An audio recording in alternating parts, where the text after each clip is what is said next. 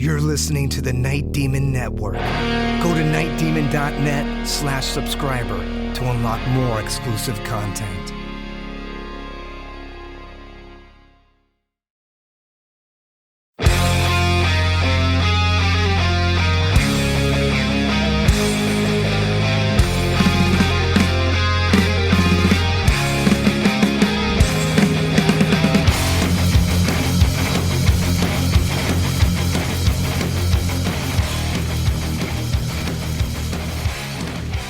Hello and welcome to the Night Demon Heavy Metal Podcast.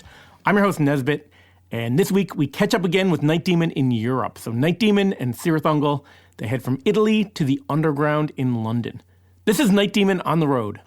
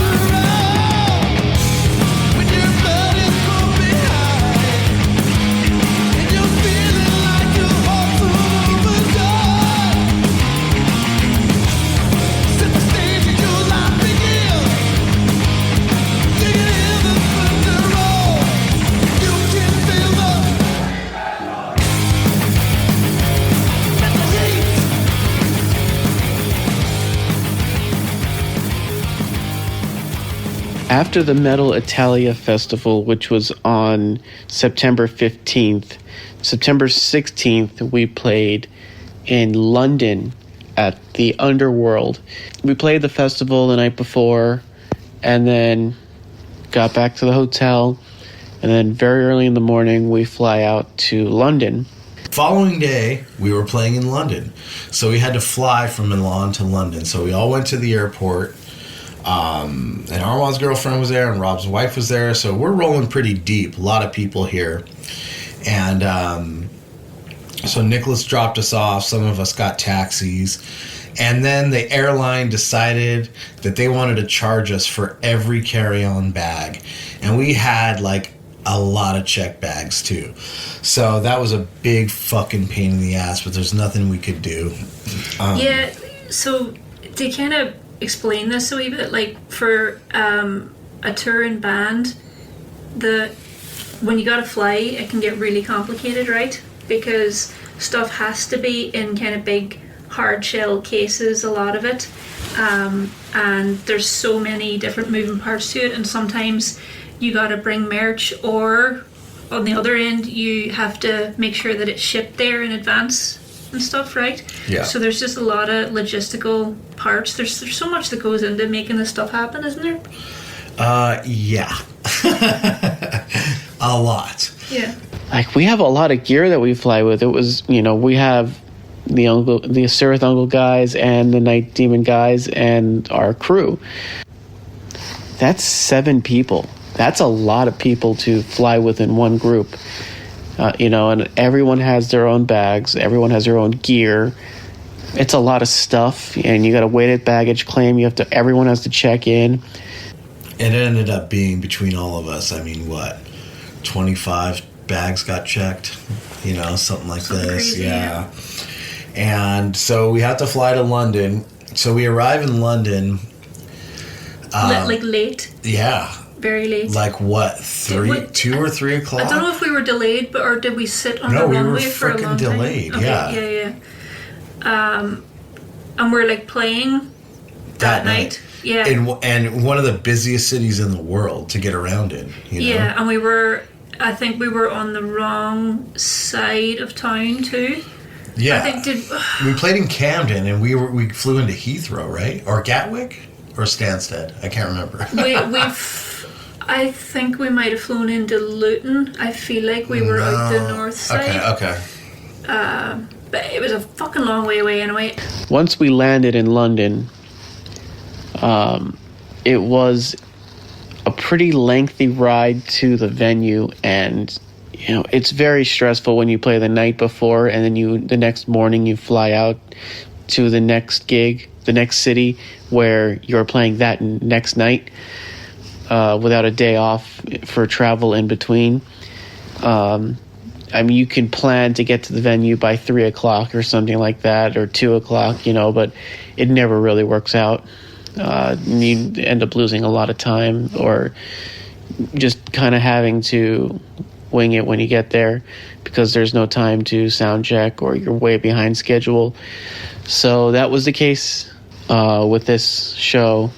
So you and I grabbed a cab and piled in as much shit as we could carry that kind of had to be there first. Yeah, we had to call like a van. Mm-hmm. And the guy was bitching like, oh, I'm not going to fit all this. And I'm like, yes, you will. And he did. Yeah, but we were shoehorned in. It was ridiculous. Yeah, but I mean, so it was like 3 o'clock when we left the airport. The cab ride was an hour 45 minutes. Mm-hmm. It's fucking nuts, right? Mm-hmm. It's fucking crazy. So the plan was, though, that one of us, who ended up being Jarvis, would take an Uber or a taxi with all of the gear, whereas the rest of us would take the subway because it would cost a hell of a lot less for all of us to take the subway than get a second cab, because it wasn't a short drive, and it would have just cost a fortune, whereas the subway ticket's not that expensive. But man, the walking through the subway and trying to navigate the London streets from place to place, and the London train system. Armand was the one who really did the legwork of that, but it was a lot of running, trying to catch trains, get there as fast as you can, and even still, we got there eventually. I think it took 2 hours, at least 2 hours. We get there before Jarvis gets there with the gear, so we can't even do anything. We beat him there, and and they're stuck in traffic in the taxi. So we can't do anything without the gear. We can't sound check. We can't set up. I mean, there was a backline drum set, and there was backline amps and stuff, but our in-ear rack, cymbals and stuff, the stuff you need, snare drum, pedals, guitar pedals, and bass drum pedals. So it was rough. So everybody else got a train, I think, and got to the venue, exploded in. Were doors pushed back? I want 15 minutes or something at the most. Yeah. Figuring, that's the kind of thing when you're flying so much, logistically, it's really a kind of a nightmare, and it's really, you figure it out as you go along. You can try as hard as you want to have this tight schedule of how it's going to go, but there's so many moving parts when you're on the road. It kind of just goes its own way sometimes, and you just have to deal with it. And that was the case here. And as always, we make it work. London, England, specifically the area called Camden Town, is home to a venue called the Underworld. Originally, this show was supposed to be at a place called the O2 Academy in a part of town called Islington. We had never been to that part of town before, so I didn't really know much about it. And when looking at the map, it didn't look like there was much around that area. So I was kind of glad that this show ended up being moved to the Underworld, which is a place that we've frequented a few times. We did Frost and Fire London there. I think Night Demons played there on our own, if I'm not mistaken. I think with Angel Witch, or was that Frost and Fire? Anyway, yeah, it's a cool place, man. Really, really cool. Camden's a pretty hip area as far as music goes, and the alternative sort of lifestyles. A lot of punk shops and rock shops. There's like a Doc Martin, one of the oldest Doc Martin stores right across the street from the venue. So it feels like it feels like home when we're there. But you know what, it wound up being a brilliant night. It was a packed night, but like Underworld is just, I mean, I don't know. It was a Monday night, and it was great turnout for a Monday night. I mean, it was fucking packed. But Underworld's just a shitty underground club, you know. I mean, I think capacity's like 600, something like that. But like, it's just dingy, and it's like, you really know, low ceiling. really, So, like yeah. you could, I'm 5'7", and I could like on stage touch the ceiling. Yeah. The load-in was a little tricky. You know, it's underground, of course, the Underworld. And there's some pretty sketchy stairs that you have to, you know, lug all the gear down. You know, there's no elevators in this place. So getting everything down there is pretty sketch. But did what we had to do and started setting everything up. The stage there's a little small. There's a low ceiling, but it can fit a good amount of people in there. I mean, I'm thinking maybe about 500-600 people, maybe more. It doesn't really seem like that when you're there, but you know, it's just a good old dingy rock club. You know, it just feels right. You know, it doesn't have some of the modern amenities, you know, the backstage and all that, but you know, it is what it is, man. It's got its charm. The venue was pretty much dive bar. It was a cool place. I thought, you know, the vibe was totally right for an underground metal show at the Underworld. It was a bit, you know, dark and dingy in there, but you know, it was packed. I think it might have been sold out, but I'm not sure. If not, it was pretty close to it. We had played here before. This was where Frost and Fire London happened, so I'm very familiar with the place. But yeah, I mean, it was, you know, we had a support band that helped us out, that brought some gear, and there was some venue gear there too. I had to rent a drum kit to make sure it was good enough for Rob, and that was very expensive. And that guy couldn't get in to deliver the kit, and it was a whole thing, and then we couldn't find him. And we eventually got that in, and it was just total fucking run and gun to set up and sound check and get everything going. And I don't know, the vibe was just very rushed. It's just very chaotic and stressful anytime you're in London or Paris or LA or New York. It's just always the same, you know? So yeah, that didn't help. But you know, the people in there, it did help.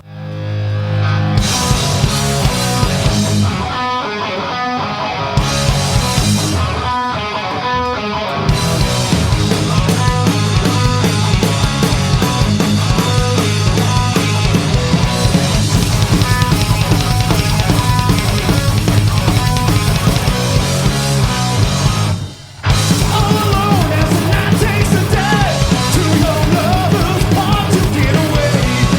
'Cause you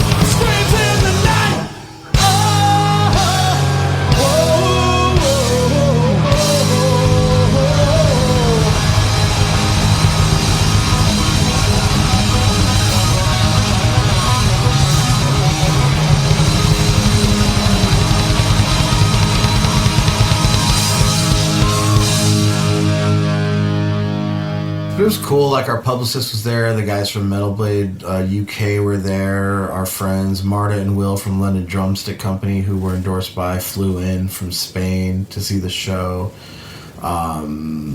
You know, a couple other folks that we know from London. So it was cool. Allison. Yeah, John and Allison Roach from Mithra came from Newcastle. Yeah, it was a really nice time. And what about the star of the show? Oh yeah, Eamon flew to London. So he flew from Ireland to Italy to London to catch another Sirathungal show. And Night Demon, of course. But we asked him to be Rocky. And with this low ceiling, so he came out, he's like 7 feet tall, not joking. Not exaggerating. And like he came out and like People shit their pants. our like double extra He's large so robe wasn't scary. even long enough. It And was going to his knees. his freaking head was hitting the lights on the ceiling, and like he was really nervous, you know, because he didn't want to trip. He could hardly see anything, Yeah, you know. he and did like, so good. the bigger they are, the harder they fall, you know. So yeah, but he did really good, and I sent him some video of that the other day, actually. Yeah, no, it was great because like especially up the top half of him when he's so tall and he's like really looming over people, it actually is properly scary. You know, he's a brilliant, like really creepy Rocky, but he didn't know he was going to be asked to do this, and with the robe only coming to his knees, then he just saw these big like pale Irish legs with a big pair of, I think he had like green and white high tops on or something. Yeah. It was so, Oh my God. yeah, that was brilliant.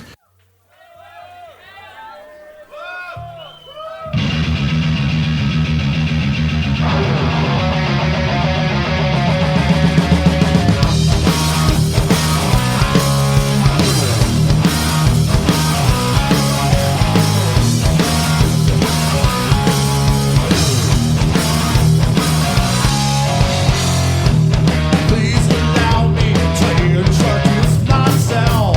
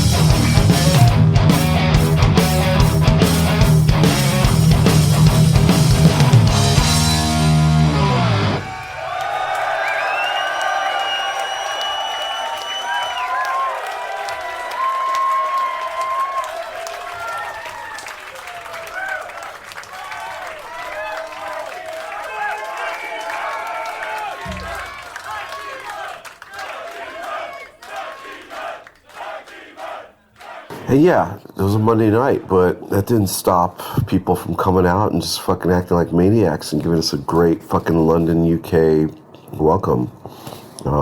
You know, I feel like every time we end up back in London, I just feel like more and more that it's just growing every time and just, it's just always really good.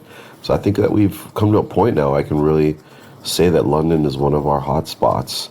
And, you know, that's really important, and proud to say that, you know, for being such a big city. You know, the big cities are usually harder to crack than the smaller towns and all that. So, yeah, man, good to have that kind of reaction in London.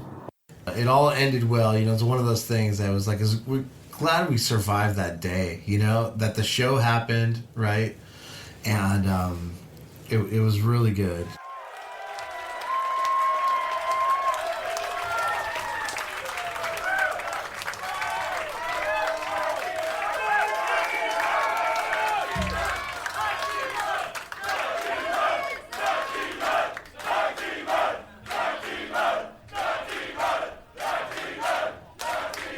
Oh, fucking right! How we doing tonight, London? That's fucking right! It's a fucking Metal Monday here in Camden. Are you feeling it? Fuck yeah, thank you guys so much. It's a fucking honor to be here. We're guys from the beaches of Southern California and South Florida, and everybody thought we were a British band this whole fucking time. And now we're here, so don't tell anybody. Thank you guys so very fucking much! We'll see you next time! Night Demon!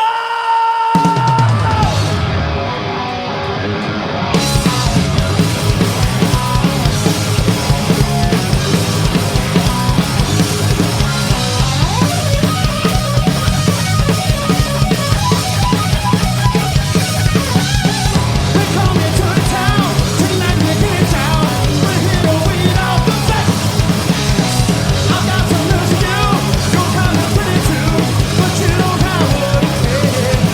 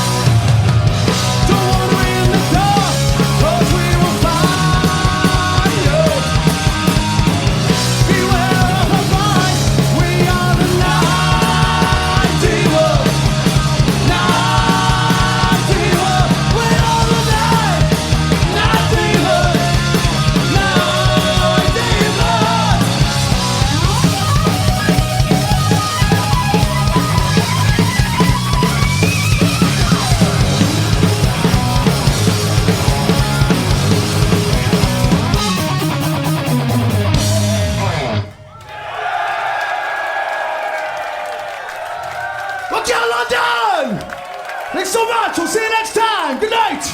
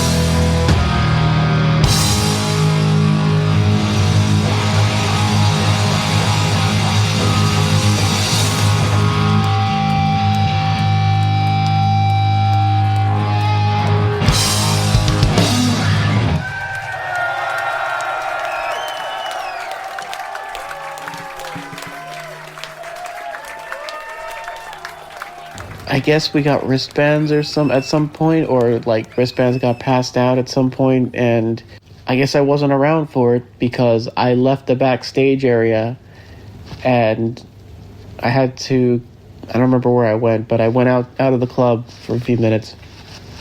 I came back in, I tried to get backstage, and the security guard stopped me, and I said, and she says, "Where's your wristband?" I was like, I don't know, I wasn't given one.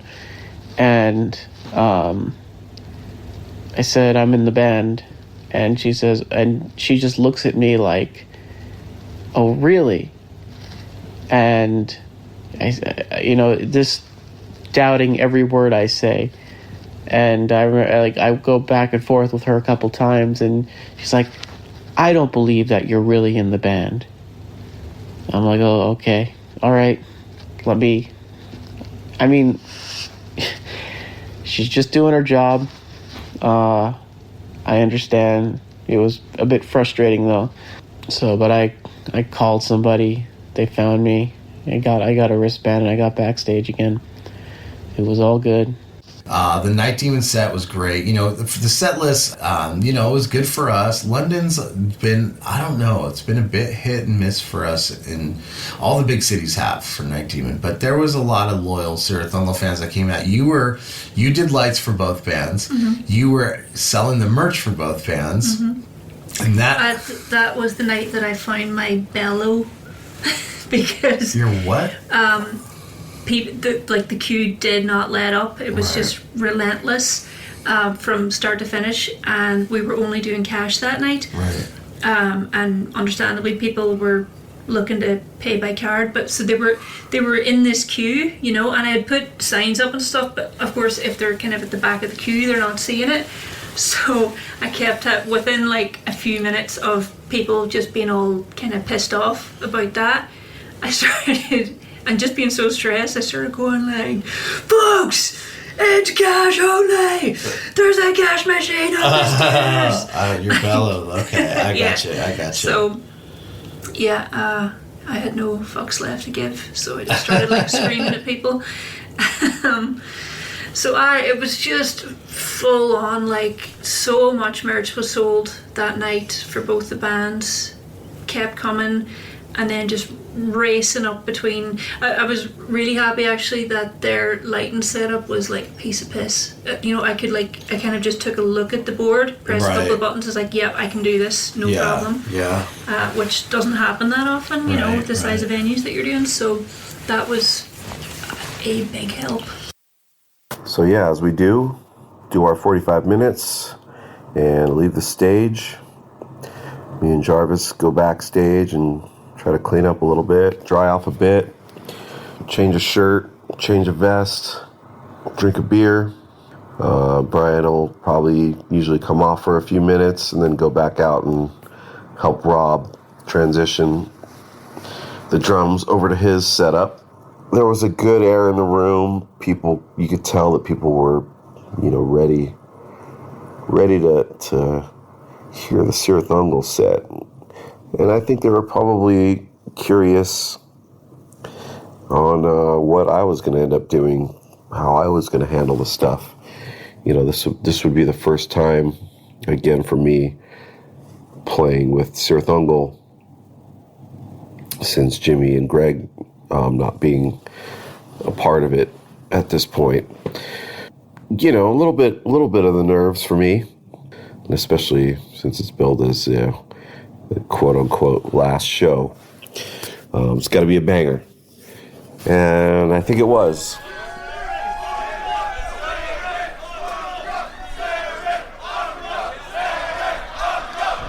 Hello, England! Finally, we'll be able to come back here. I think it's time we took what might be our last ride together on the Black Machine!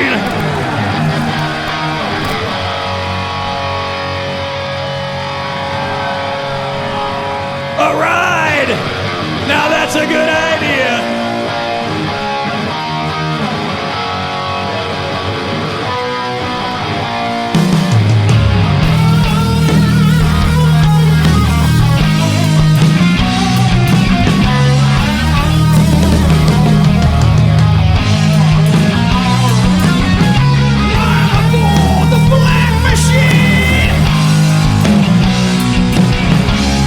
Your head with evil dreams. Fills your head with thoughts of fire. Quick escape your one desire.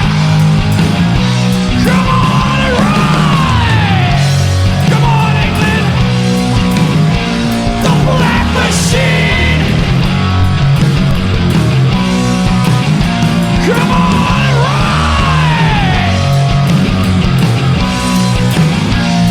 Black Machine! Furry white behind back-drawn lips. Ride with the masters of the pit. Snapping jaws of the dogs of doom. Kick you away from this stagnant tomb. Come on!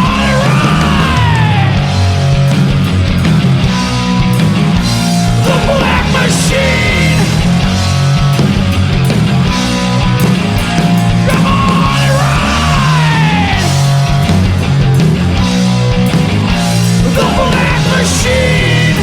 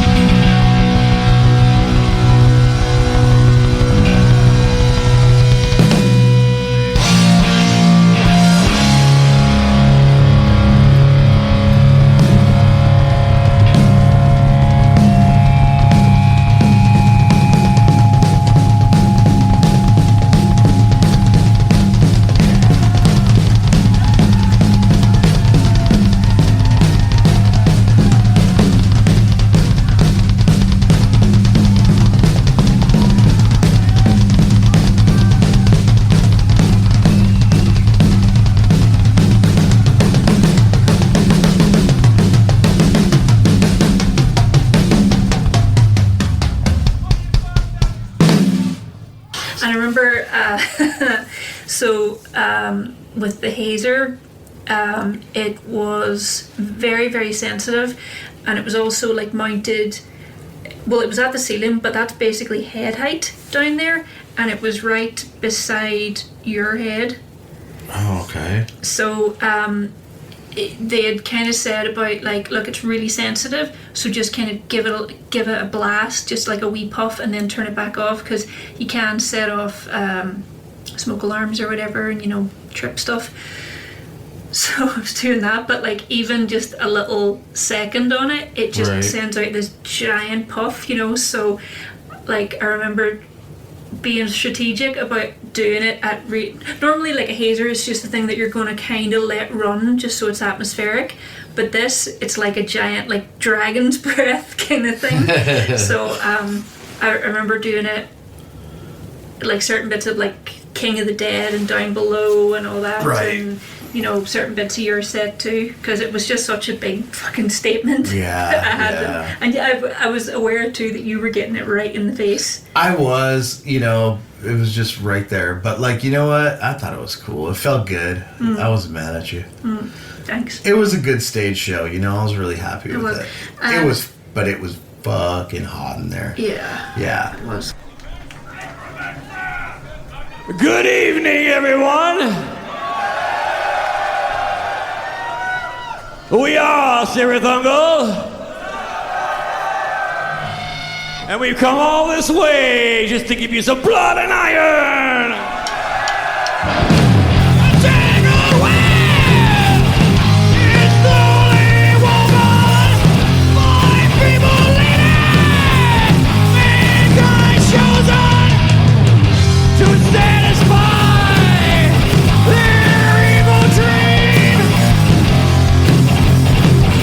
Turning gears of war machine.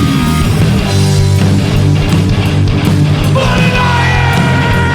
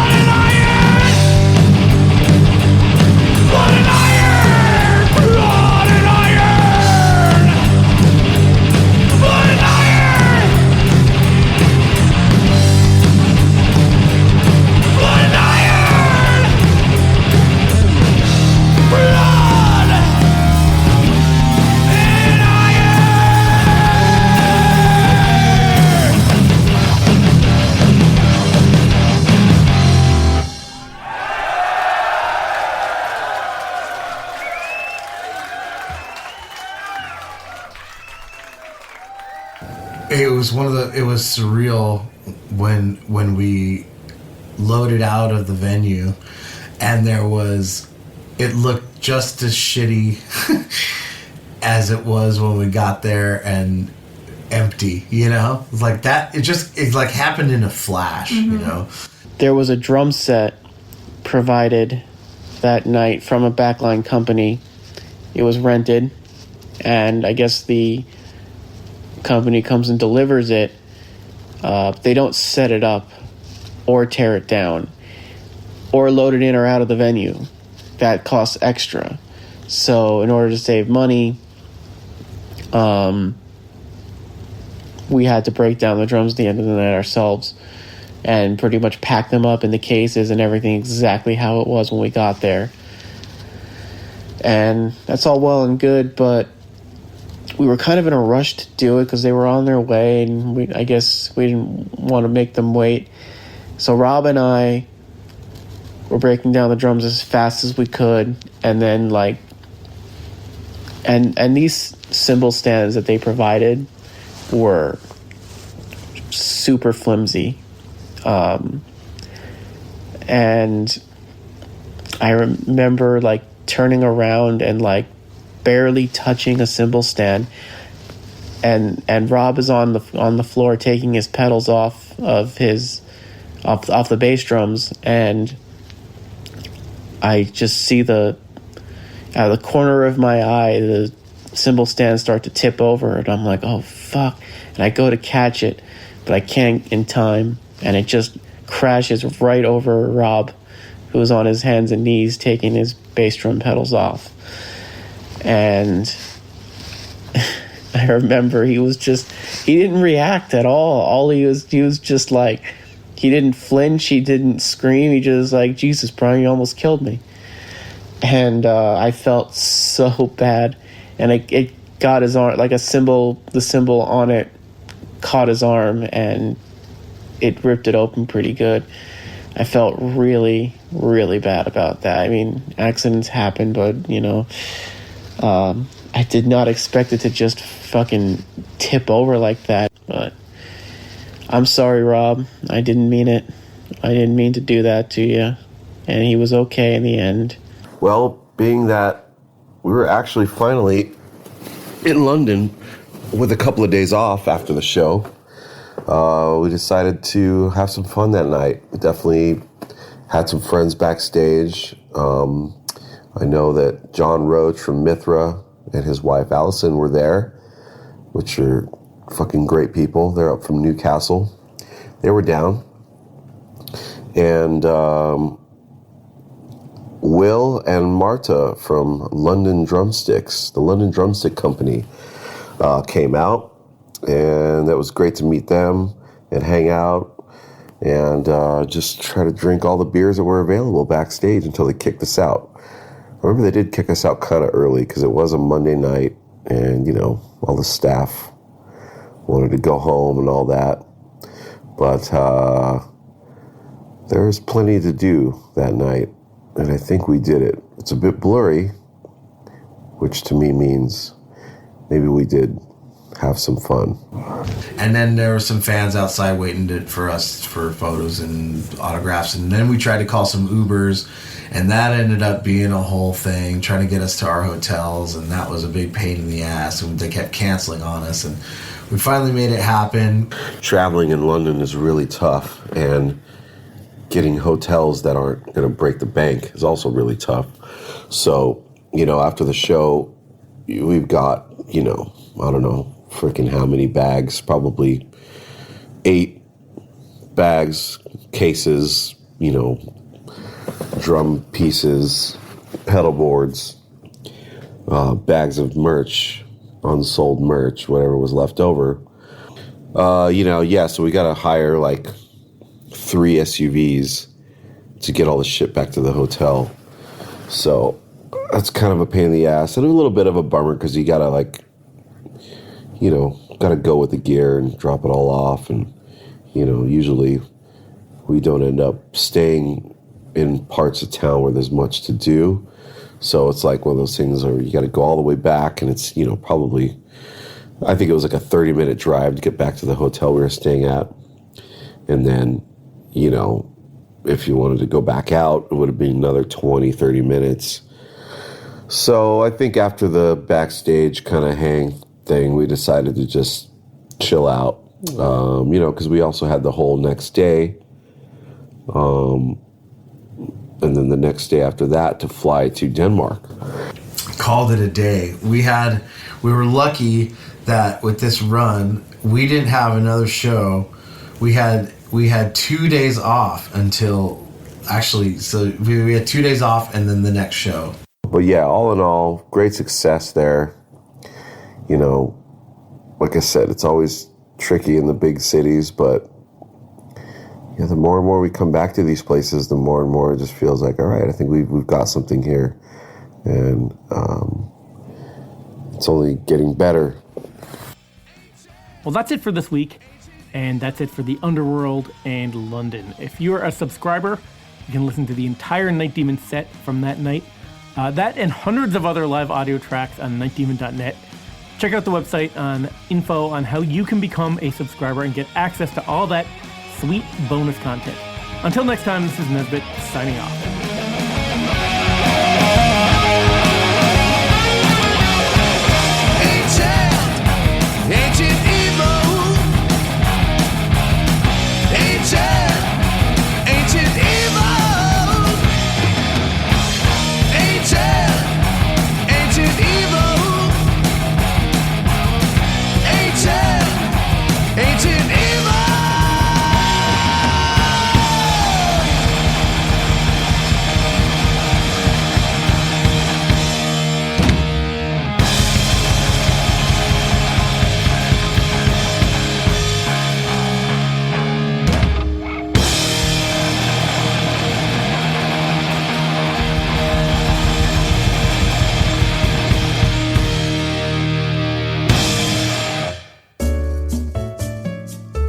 Thanks for listening to the Night Demon Heavy Metal Podcast. Head over to nightdemon.net, click on the subscriber tab, and sign up to access exclusive weekly bonus content. If you would like to donate to support the Night Demon Heavy Metal Podcast, you can do so through PayPal at paypal.me/nightdemonmetal. Additionally, if you have not already done so, please subscribe, like, rate, and review the show on iTunes or wherever you listen to podcasts.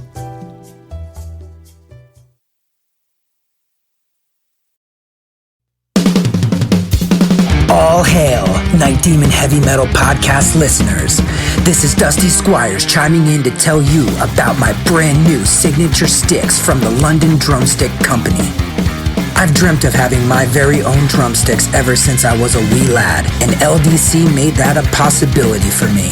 Founded in 2016 in London, England, the birthplace of heavy metal, the London Drumstick Company has trailblazed a path through the music industry and taken the drummer world by storm.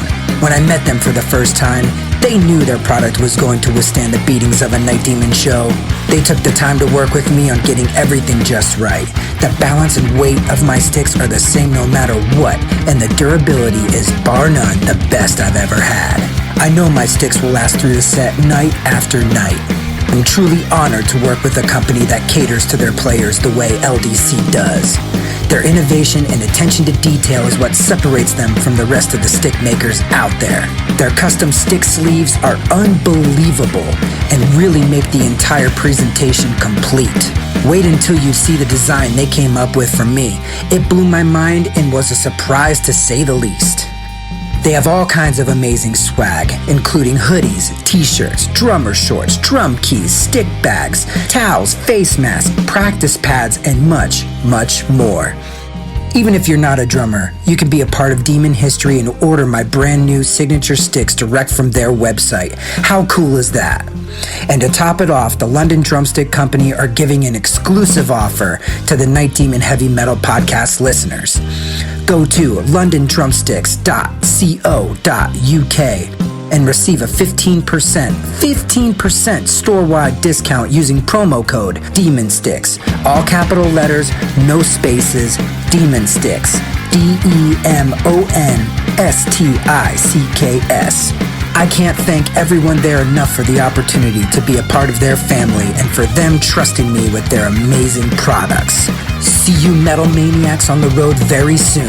And yes, the wood chips will be flying.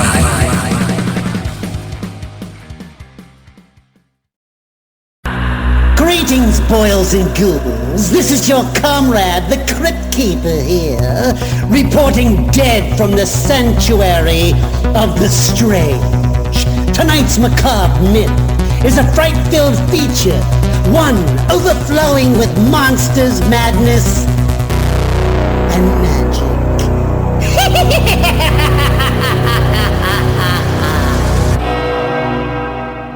Visit our website at monstersmadnessandmagic.com to stay up to date on all the dark dealings within the sanctuary of the strange. Enjoy the show. Hey Metalheads, I'm Mark and I host the Metal Forge. Let me tell you about the show. The Metal Forge features the best underground metal from all over the world. We spend every week with a different artist with interviews, in-depth conversations, and most of all, the music. We also feature audience interactivity where you can submit your questions to the upcoming guests. New episodes are out every Friday at noon Eastern Time at metalforgeradio.com or wherever you listen to your podcasts.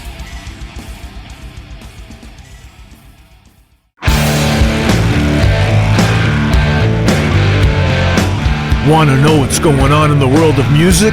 Then tune in to the Nothing Shocking podcast, a non-genre based, all-ages friendly rock and roll program. Join us weekly for interviews with all your favorite rock stars from the mainstream to the underground. You can find us at nothingshocking.libsyn.com or anywhere you download podcasts.